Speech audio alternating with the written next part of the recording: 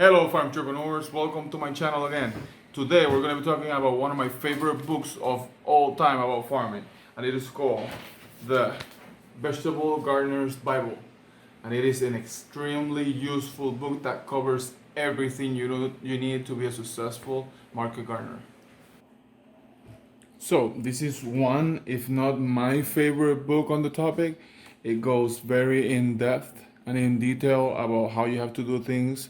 It has a lot of pictures and it has a lot of information, diagrams, and ideas. This was originally published in 2000. He made the 10th anniversary edition on 2009, and it's pretty up to date if you think about it. The only thing here that was probably not popular is the double digging method, which I have used to some extent, and I think it has some value to it. So first of all, he has this method called the word method. It's white rows, organic methods, raised beds, and deep soil, and this is pretty much what we do nowadays for the market farmers. So I'm going to be showing you some highlights of the book. For instance, here it talks about how we believe roots are one way, yet for instance, in the case of carrots, they could be 3 feet down, and we usually are worried about only the first part of the equation. If this area is really compacted, you are not going to get the best yields you could be getting. So it has a lot of very valuable information. It has a lot of pictures, information about tools. It talks about the broad fork in some area. He talks about how he cannot get good quality broad forks at the time. Nowadays, we know that's different. We can get a lot of different broad forks with really good quality from them. So he talks about tools, about how to do your beds. This is about the getting deep soil and the double dig method, and raised beds, which you do both at the same time. So this is very useful. There's a lot of information like this on how to do it. So if you're a beginner, this is a great book to have. Definitely has everything on how you will be building anything you need for your garden or your farm. So it has ways like this to tell you how you should be rotating your crops between different types of groups. This is very useful. There's also like a big table around here with all that information. I think it's after this, and it has every single one, what you should combine. You see, garden friends and adversaries. So you think you have everything here from where you're starting, what you can plant with them, what you can never plant with them. And this is extremely useful. This table, it's pure gold in this book. So continue down here. It's talking about transplanting. It gave me an idea here of how to do a small greenhouse to harden my plants. Continue down the way. There's a lot of good information down here, as you can see. There's a lot of things that people do. You see weed strategies, drip irrigation, anything you can think of is in this book. Here's talking about compost tea, which I didn't think was very popular at the moment during 2000. I didn't think it was very common, but apparently it was known and it was very popular at the moment. Fish fertilizer, a lot of things, a lot of unique things. Exactly when to harvest and exactly how plants will react in their different stages. Once again, there's a lot of information here that is very useful. What is this table? Here's like a troubleshooting of what you will be seeing in your plants and what they're deficient on. So if you have any deficiency, you can use this table and look around and see what will happen if you don't have any of the micronutrients or anything else, or the micro.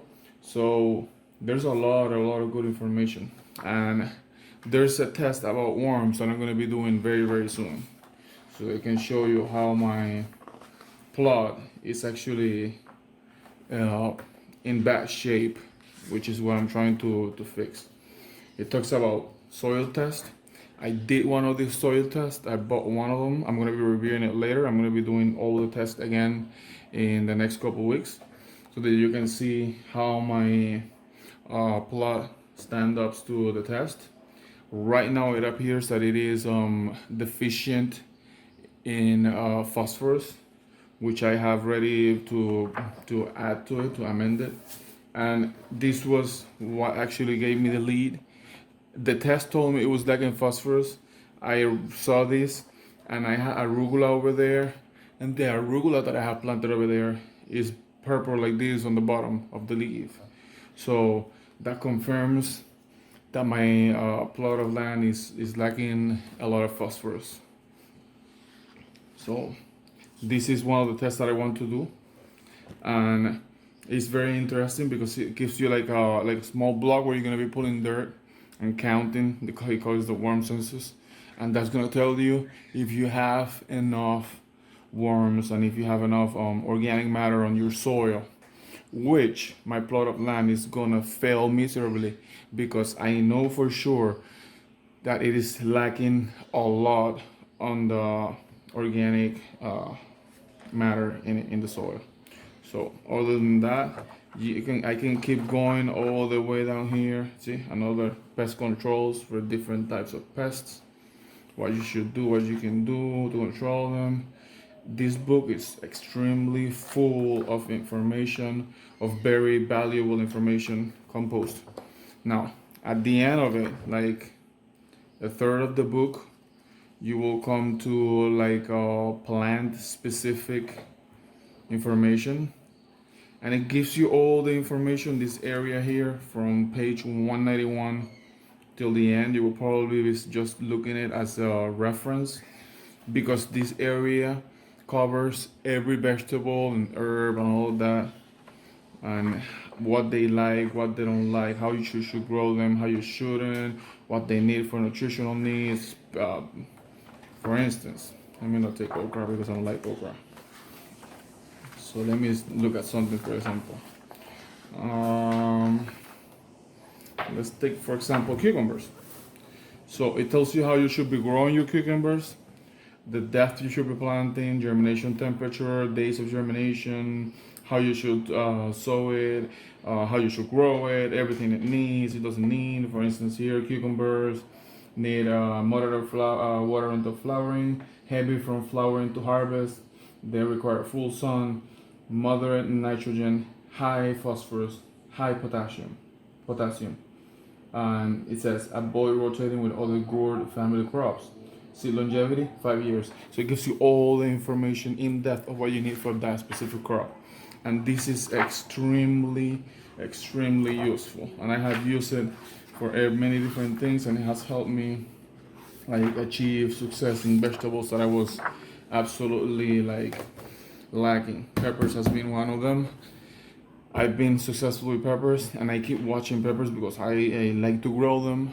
They grow easily for me. I don't have to put a lot of effort so I can get them, and they're great for my land. So that's it. This is one of my favorite books. I'm referencing this all the time. Every time I have a question, I look for it in here.